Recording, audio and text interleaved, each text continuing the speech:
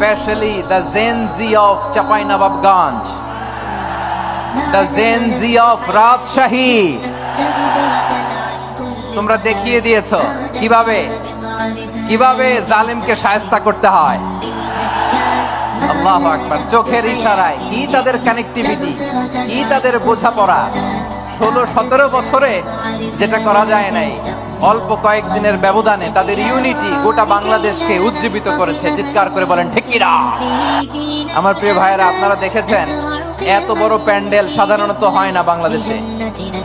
আমি তো বিভিন্ন বিভাগে গিয়েছি, মাঠ অনেক বড় থাকে। এটাও বাংলাদেশে one of the biggest field. আলহামদুলিল্লাহ, আমাদের ভাইরা চেষ্টা করেছেন আলহামদুলিল্লাহ। এবং রাজশাহীবাসী চমক দেখানোর কারণ আছে, কারণ ওনারা সুযোগ পাইছে বেশি, সময় পাইছে বেশি। ঠিক কিনা বলেন?